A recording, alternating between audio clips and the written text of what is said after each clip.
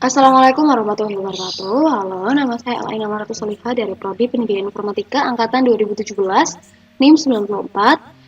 Di sini saya akan menjelaskan tentang tahap preprocessing data dari data yang sudah saya download. Data yang saya dapatkan yaitu jenis data automobile. Di sini sudah ada keterangannya. Yang pertama, data set karakteris yaitu multivariate, kemudian atribut karakteristiknya kategorial, integer, dan real. Kemudian set text yaitu regression, ada 205 example, atributnya ada 26, dan mengalami missing value. Di mana nanti kita bisa mengolahnya yaitu dengan bentuk menghapus missing value ini sendiri atau mereplace missing value dengan nilai rata-rata, maksimum atau minimum. Datanya untuk langkah-langkahnya yaitu pertama download data dengan ketentuan nama.data, yang kedua adalah nama.names, yang dimana kita bisa download di data folder. Dari data folder ini nanti akan muncul dari parent directory, index,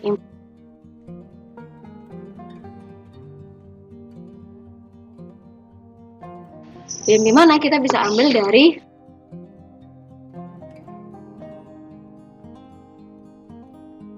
kemudian buka aplikasi RapidMiner. Yang pertama kita masukkan data atau mengimport data tersebut, kemudian menganalisis data baik untuk menentukan kategori dari atribut, misalnya ada atribut integer, real, atau polinomial. Kemudian yang ketiga adalah pre-processing data, yang dimana melakukan berbagai pre-processing sesuai dengan kebutuhan data, entah menghapus, menambah, atau melakukan pre-processing dengan tahap yang lain. Kemudian ada normalisasi data. Normalisasi data di sini yaitu untuk proses dan atau teknik untuk membuat relasi-relasi atau tabel-tabel yang baik yang normal sesuai dengan atau yang berhubungan dengan tabel-tabel yang lain. Baik, untuk lebih jelasnya kita bisa langsung praktik di RapidMiner aplikasinya. Kita bisa buka aplikasi RapidMiner-nya. Untuk aplikasi RapidMiner memang RapidMiner Studio versi 9.6 memang untuk aplikasi sendiri lebih lama untuk tahap openingnya. Sebelumnya kita sudah download datasetnya di UC Repository, terserah teman-teman atau yang lainnya ambil data yang mana. Baik, yang pertama kita buka di Glang ini, mulai halaman baru. Kemudian kita buat create repository, terus next, kita ganti nama, project odes. Kalau kita finishkan, baru project UTS ini kita import data diambil dari komputer. Silakan bisa diambil di beberapa web UC repository. Di dokumen kita pilih tempat di mana kita meletakkan dataset tersebut.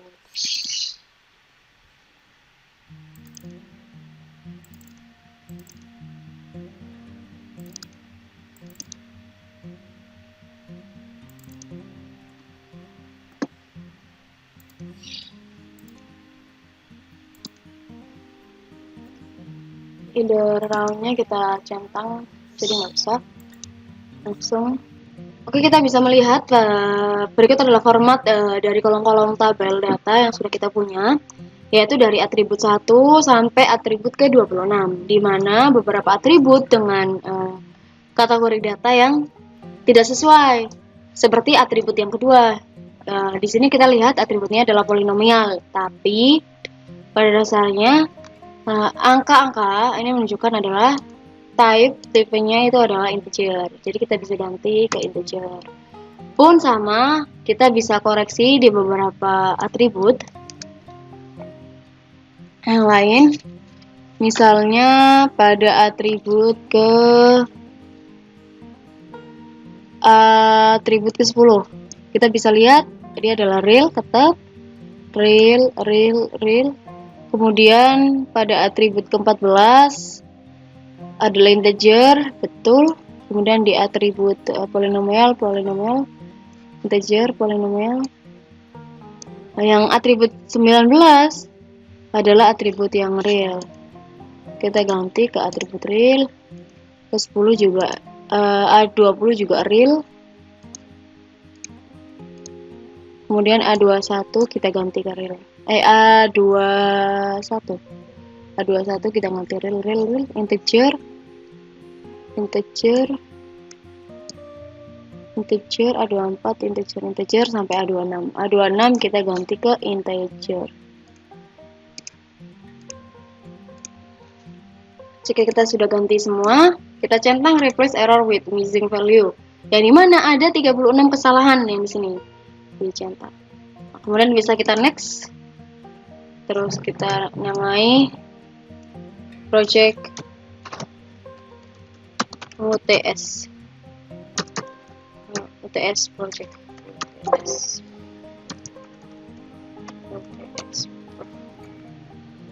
finish.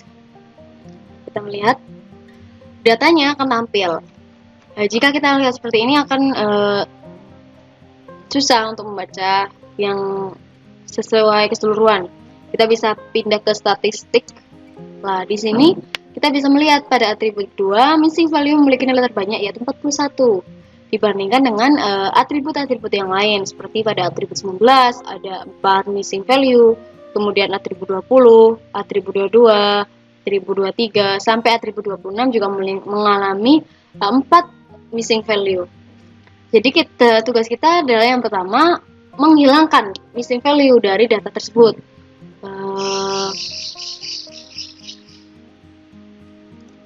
Hasilnya di sini kan ada 6 atribut ya. 6 atribut, kita bisa lihat datanya ada 205 example. Kita perhatikan ada 205 example data.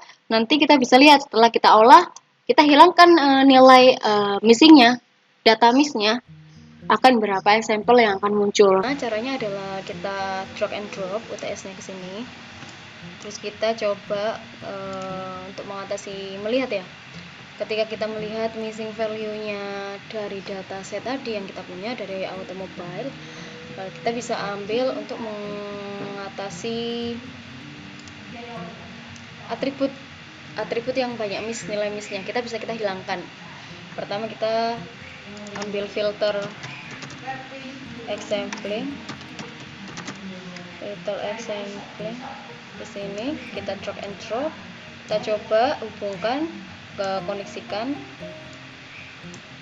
Dari sini kita bisa lihat kondisi kelasnya kita ambil di no missing attributes, mengingat atributnya banyak yang missing tadi. Coba kita run. Di sini sudah tidak ada atribut yang missing, jadi kita coba lihat di sini sudah 0 semua missingnya.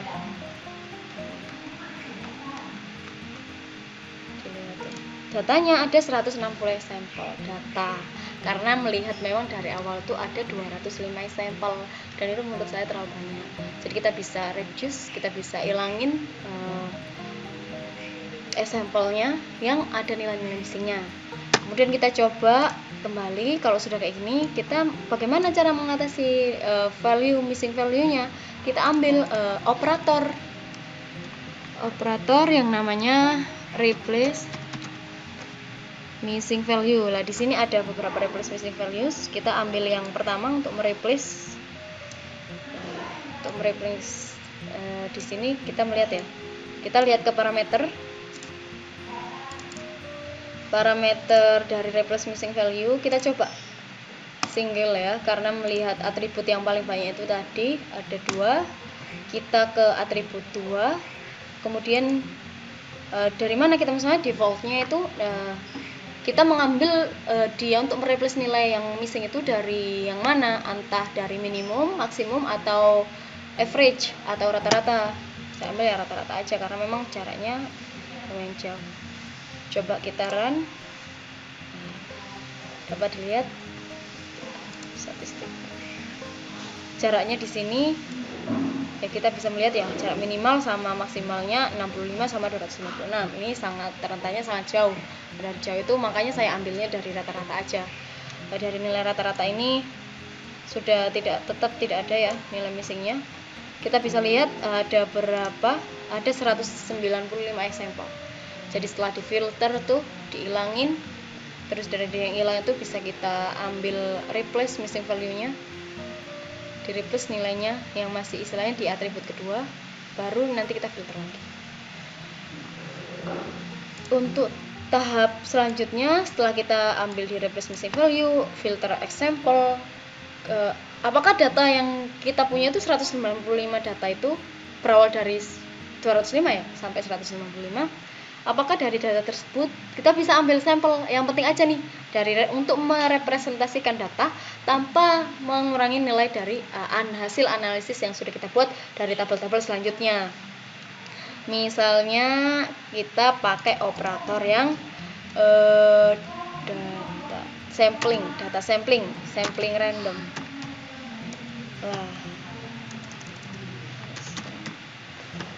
Filter sampling kita taruh, kita geser operatornya. Nah, di sampel ini parameternya kita tetap absolut, tapi di sampel size-nya kita mau ambil berapa dari 195 yang sudah di replace, sudah mengalami filter example. Kita ambil 10 saja, 10 sampel. Coba kita run. Nah, di sini dilihat datanya aman, tidak ada missing. Aman ya. Kita sudah melakukan sampling data karena memang melihat ya datanya sudah terlalu banyak.